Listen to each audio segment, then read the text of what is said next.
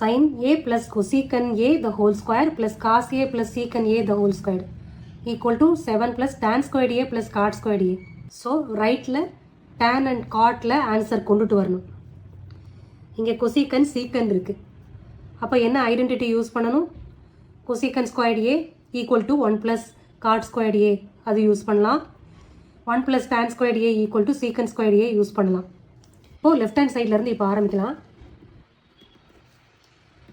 sin a plus cosecant a the whole square a plus b the whole square formula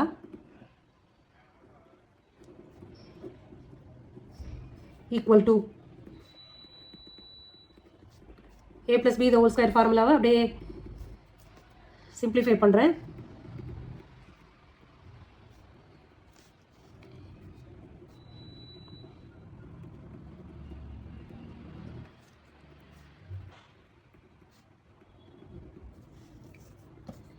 இங்கே sin squared a இருக்குது, இங்கே cos squared a இருக்குது. ரெண்டுத்தையும் சேர்த்தோம்னா sin squared a plus cos squared a equal to 1. So அதை இங்கே use பண்ணிட போகிறேன். So equal to 1 plus number இருக்கு இல்லையா? ஸோ நம்பர் கொண்டு வரணும். இங்கே 1 கொண்டு வந்தாச்சு. அடுத்து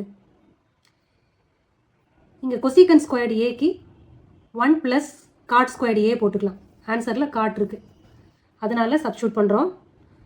cosecant squared aனா 1 plus cot squared a plus 2 sin a cosecant ஏன்னு இருக்குது. அப்போது 1 by சைன்னு போட்டோம்னா இந்த ரெண்டும் கேன்சல் ஆயிரும்ல.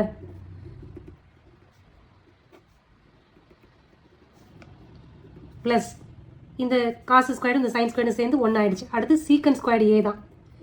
சீக்கன் ஸ்கொயர் ஏனா 1 ப்ளஸ் டேன் ஸ்கொயர் ஏன்னு எழுதலாம். ஆன்சரில் டேன் ஸ்கொயர் இருக்குது, காட் ஸ்கொயர் இருக்குது. ஸோ காட்டு கொண்டு வந்துட்டோம், டேனும் கொண்டு வந்துட்டோம். அடுத்து இங்கே சிம்பிளிஃபை பண்ணலாம். சீக்கன் ஏவை 1 by காஸ் ஏன்னு போடலாம்.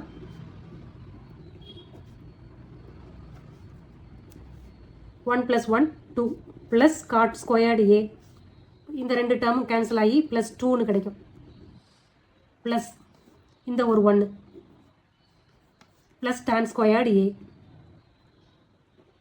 இது ரெண்டும் கேன்சல் ஆகிட்டு ப்ளஸ் 2 மட்டும் இருக்கும்.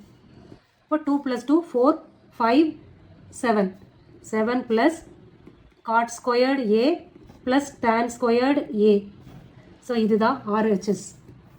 7 ப்ளஸ் டேன் ஸ்கொயர்டு ஏ ப்ளஸ் காட் ஸ்கொயர்டு ஏ கொண்டு வந்துட்டோமா?